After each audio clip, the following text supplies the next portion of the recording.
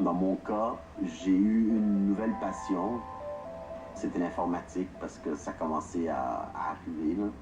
Et puis, à un moment donné, j'ai découvert que Lego avait sorti une brique programmable qui s'appelait Mindstorm RCX et qui permettait de programmer des créations Lego. Alors là, j'ai fait, ça veut dire que je pourrais ressortir mon vieux Lego et combiner ça avec ma nouvelle passion qui est l'informatique. Tiens, ça a l'air intéressant. J'ai accroché sur l'aspect robotique du Lego. Il s'agit d'un système qui contient une brique intelligente qu'on appelle le NXT. Dedans, ça conserve les programmes. Je peux naviguer, aller chercher des programmes. Et ça me permet de créer des robots. Le Lego, c'est pas juste, bon, je suis les instructions, je fabrique tel kit. Surtout dans la communauté adulte, on va retrouver des gens qui vont se servir du Lego comme forme de médium d'art. En architecture, évidemment, c'est je dirais le premier objet qu'un designer ou qu'un architecte va concevoir, c'est-à-dire une construction à échelle réduite du projet qu'il veut réaliser. Donc nous, on faisait l'inverse.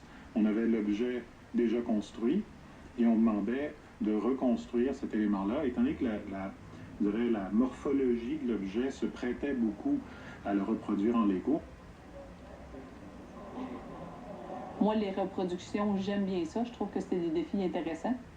J'avais aucune idée de ce que c'était l'œuvre d'art en question. Je me suis dit, oh, ça va être tout un défi quand même. Je pense que je suis une personne assez logique. Fait que dans la construction, habituellement, je suis capable de déceler ce qui est important, ce qui ne l'est pas. Puis, habituellement, ça fonctionne bien.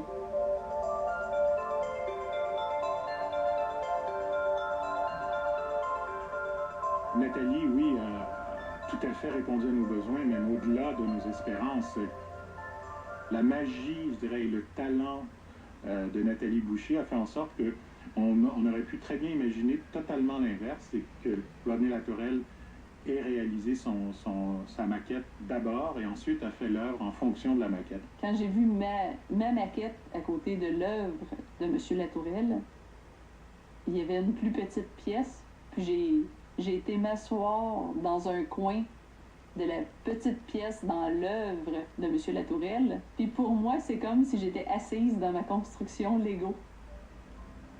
C'est comme si j'étais devenue toute petite et que je pouvais entrer dans ma maquette à moi. J'ai trouvé que c'était un peu magique.